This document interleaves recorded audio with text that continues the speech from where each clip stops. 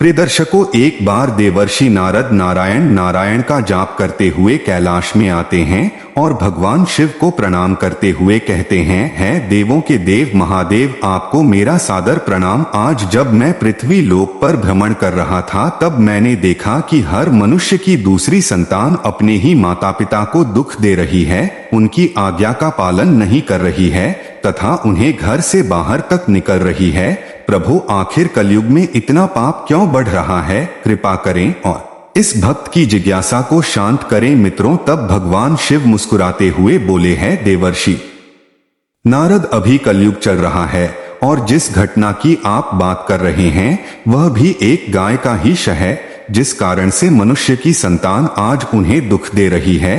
तब नारद मुनि अत्यंत उत्सुकता के साथ रहते हैं, सांप कौन सा और क्यों दिया एक गाय ने मनुष्य को श्राप? मित्रों, भगवान शिव कहते हैं, हे नारद, आज मैं आपकी सारी शंका को दूर करता हूँ, किंतु आपके इस कथा को ध्यान से पूरा सुना होगा और मानव जाति के कल्याण हेतु इसका प्रसार करना होगा। जो भी स्त्री पुरुष इस कथा का श्रवण करेगा उसके सारे पाप नष्ट हो जाएंगे और उसे मुक्ति मिल जाएगी और उन पर मेरी कृपा दृष्टि सदैव बनी रहेगी। मित्रों, नारद मुनि रहते हैं, हे प्रभु, मैं ऐसा ही करूंगा। मेरा सौभाग्य है जो इस कथा का श्रवण करने का अवसर आज मुझे मिला है। मित्रों, भगवान शिव कहते हैं, हे नारद, इस विषय में अब हम तुम्हें एक प्राचीन इतिहास सुनते हैं। पूर्व कल की बात है, तभी कलयुग की शुरुआत होने वाली थी और काली का असर मनुष्य जीवन पर पड़ रहा था। तुंगभद्रा नदी के तट पर एक उत्तम नगर बसा हुआ था। वहां सभी वर्णों के लोग अपने अपने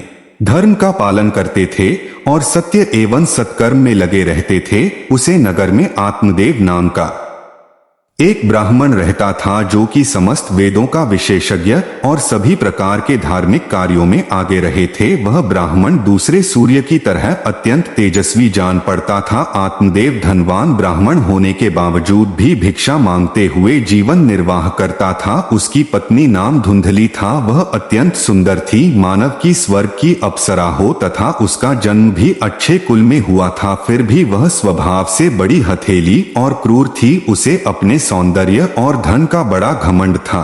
वह हमेशा ही दूसरे लोगों की निंदा किया करती थी, परंतु घर का कामकाज करने में बड़ी ही बहादुर थी। वह बहुत कंजूस भी थी। मित्रों, भगवान शिव कहते हैं, हे नारद, उसे झगड़ा फसाद करना, चुगली करना, यह सब तो उसके व्यसन थे। अपितु वे दोनों पति पत्नी बड़े प्रेम से रहते थे, फिर भी उन्हें कोई संतान नहीं थी। इसी कारण से धन जायदाद तथा घर आदि कोई भी वस्तु उन्हें सुखद नहीं जान पड़ती थी। कुछ समय के पश्चात उन्होंने संतान प्राप्ति के लिए एक धाम यज्ञ किया। वह गरीबों को सदा गांव, भूमि, सुवर्ण और वस्त्र आदि दान करने लगे। उन्होंने अपने धन का आधा भाग धर्म के मार्ग में खर्च कर दिया था। फिर भी उन्हें न कोई पुत्र हुआ न पुत्री। इस कारण से ब्राह्मण को बड़ी चिंता हुई और वह अत्यंत दुखी होकर एक दिन घर छोड़कर वन में चला गया। चलते चलते वहां दोपहर के समय उसे प्यास लगी, इसलिए वह एक नदी के किनारे गया और वहां जल पीकर बैठ गया। संतान न होने के दोहक से उसका सारा शरीर सूख गया था। अत्यंत कमजोर और दुखी रहने लगा था, मानो जैसे कि उसके शरीर में प्राण नहीं हो। मित्रों, भगवान शिव कहते हैं, हे नारद, उसे ब्राह्मण की पूजा पाठ और ईश्वर भक्ति को देख स्वयं भगवान श्री हरि विष्णु एक सन्यासी का रूप धारण करके इस नदी के पास जा पहुंचे। ब्राह्मण के वहां बैठने के सन्यासी वहां आए। उन्होंने भी नदी में से जल पिया और दूसरी तरफ बैठे ब्राह्मण को देखा। तब आत्मदेव उसे सन्यासी को देखकर उनके चरणों में मस्तक झुकाकर जोर जोर से सांस लेते हुए उनके सामने खड़ा हो गया।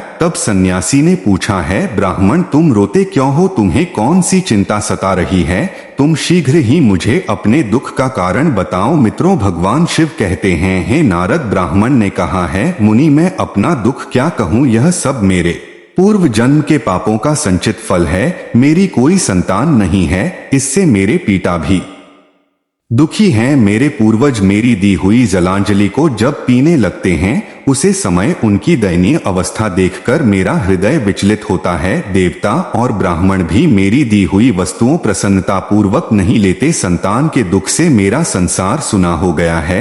आथ अब मैं यहाँ इस नदी के पत्र में प्राण त्यागने के लिए आया हूँ। शांत नहीं पुरुष का जीवन धिक्कार के योग्य है।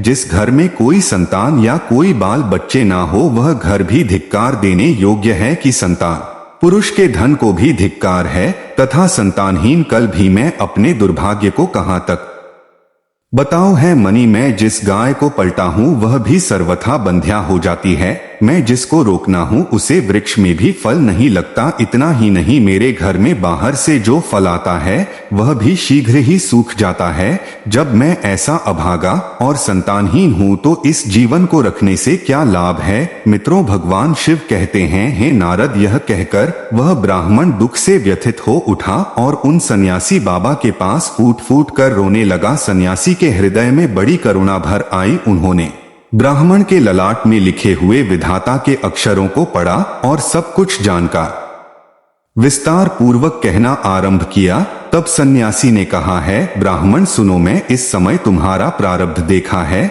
उसे जान पड़ता है कि 7 जन्मों तक तुम्हारी कोई संतान किसी भी प्रकार से नहीं हो सकती। अब तुम संतान का मोह छोड़ दो क्योंकि यह महान आज्ञा है। देखो कम की गति बड़ी प्रबल है। अब तुम विवेक का आश्रय लेकर संसार की वासना त्याग दो है। बस पूर्व काल में संतान के ही कारण राजा सागर और अंग को दुख भोगना पड़ा था, इसलिए अब तुम कुटुंब की आशा छोड़ दो, इसी में तुम्हारी भलाई है। त्याग में ही सब प्रकार का सुख है। तब ब्राह्मण कहता है बाबा, विवेक से क्या होगा। मुझे तो जैसे बने वैसे पुत्र ही दीजिए, नहीं तो मैं शौक से मूर्छित होकर आपके आगे ही प्राण त्याग दूंगा। पुत्र आदि के सुख सहीन यह संन्यास तो सर्वथा नीरज ही है। संसार में पुत्र पत्रों से भरा हुआ गृहस्थ ही सरस है। मित्रों भगवान शिव कहते हैं, हे नारद, ब्राह्मण का यह आग्रह देख श्री हरि रूपी सन्यासी ने कहा, देखो विधाता के लेख को मिटाने का है करने से राजा चित्रकेतु को भी कष्ट भोगना पड़ा था। आथ भाग्य ने इसके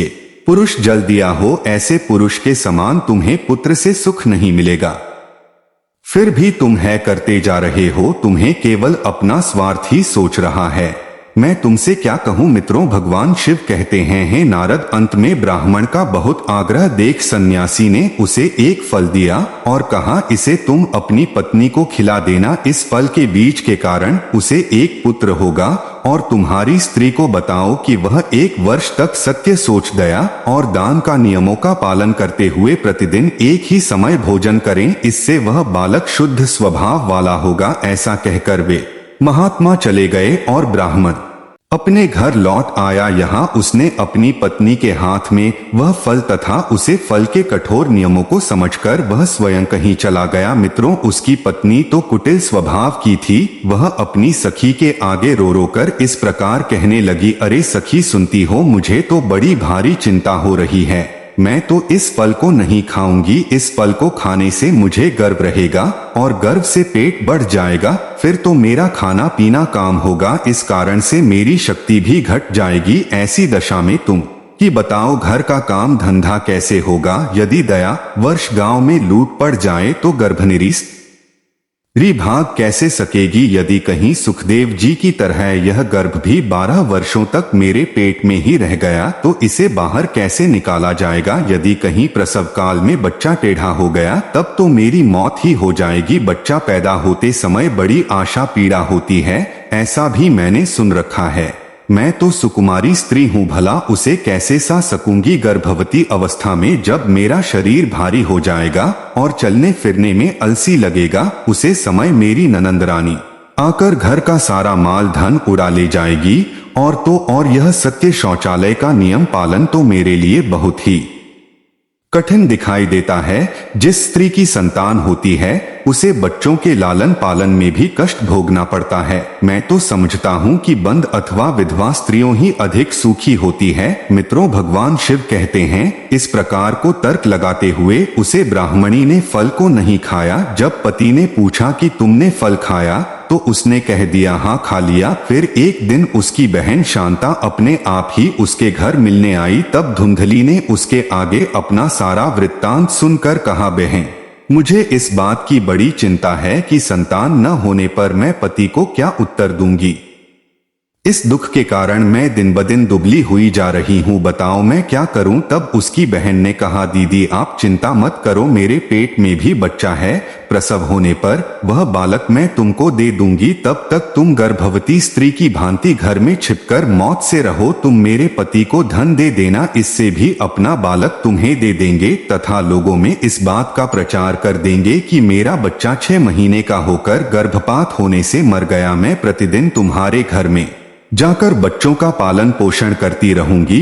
तुम इस समय फल की परीक्षा लेने के लिए इसे तुम हारी नंद गाय को खिला दो। मित्रों, भगवान शिव कहते हैं, हे नारद, तब उसने कुटिल स्वभाव के कारण वह सब कुछ वैसे ही किया। तदनंतर समय आने पर उसकी बहन को एक पुत्र हुआ। बच्चे के पिता ने बालक को लाकर एकांत में धुंधली को दे दिया और उसने अपने स्वामी को सूचना दे दी कि हमें पुत्र रत्न की प्राप्ति हुई है और कोई कष्ट नहीं हुआ। आत्मदेव के यहाँ पुत्र होने से नगर में बड़ी प्रसन्नता हुई। ब्राह्मण ने बालक का जाप कम संस्कार करके ब्राह्मणों को दान दिया। उसके घर में नाना प्रकार के मांगलिक उत्सव होने लगे। तब धुंधली ने पति से कहा, मेरे स्तनों में दूध नहीं है, फिर गाय भैंस आदि अन्य जीवों के दूध से मैं बालक का पोषण कैसे करूंगी। ऐसी सुनते हो मेरी बहन को भी बच्चा हुआ था, किंतु वह मर गया है। अब उसी को बुलाकर घर में रखिए, वही आपके बालक का पालन पोषण करेगी। उसके पति ने पुत्र की जीवन रक्षा के लिए वह सब कुछ किया। फिर उन्होंने उसका नाम धुंधकारी रखा। मित्रों, 3 माह बीतने के बाद श्री हरि के फल के आशीर्वाद से ब्राह्मण की गए नंद ने भी एक मनुष्य के बालक को जन्म दिया, जो सर्वांग सुंदर, दिव्या, निर्मल तथा स्वर्ण किसी कांति वाला था। उसे देखकर आत्मदेव को बड़ी प्रसन्नता हुई और उसने स्वयं ही बालक के सब संस्कार किया। यह आश्चर्य का समाचार सुनकर सब लोग उसे देखने के लिए आए और आपस में कहने लगे, देखो भाई, इस समय आत्मदेव का कैसा भाग्य उदय हुआ है। कितने आश्चर्य की बात है कि गाय के पेट से भी देवता के समान रूप वाला बालक, किंतु देव योग से किसी को भी इस गुप्त रहस्य का पता न लगा। उसे बालक के कान गांव के समान थे। यह देखकर आत्मदेव ने उसका नाम गोकर्ण रख दिया। मित्रों, भगवान शिव कहते हैं, नारद, एक दिन की बात है जब आत्मदेव कहीं बाहर गए थे और धुंधली की बहन भी बीमार पड़ गई थी, इसलिए ही दोनों बालकों को संभालना पड़ रहा। तभी उसने नंदा गाय का दूध निकालकर केवल अपने पुत्र धुंधकारी को ही पिलाना और गोकर्ण को नहीं दिया, तथा वह हमेशा उसे द्वेष करती थी, उसे बहुत मारती पीटती थी और हमेशा आप शब्द रहती है। फिर उसी दिन धुंधली के मन में विचार आया कि आज घर पर कोई नहीं है, यही सही मौका है इस ठिकाने लगाने का, क्योंकि भविष्य में गोकर्ण भी उनकी जायदाद का वारिस बनने वाला था, जबकि उसका ही पुत्र सारे धन का अकेला बारिश होगा। इसलिए उसके कुटिल स्वभाव में यह विचार आया कि क्यों ना मैं इसे आज जहर देकर मरवा दूं, और उसने ऐसा ही किया। तब वे दोनों ही बालक मात्र 1 वर्ष आयु के ही थे। गोकर्ण को उसी की मां धंधा के दूध में जहर मिलाकर उसे पिला दिया, किंतु वह तो स्वयं श्री हरि का आशीर्वाद था, इसलिए के कारण तड़पते मां के पास के रहते हुए जा पहुंचा। मित्रों, भगवान शिव कहते हैं, हे नारद, नंदा अपने पुत्र की ऐसी हालत देखकर वह अत्यंत दुखी हो गई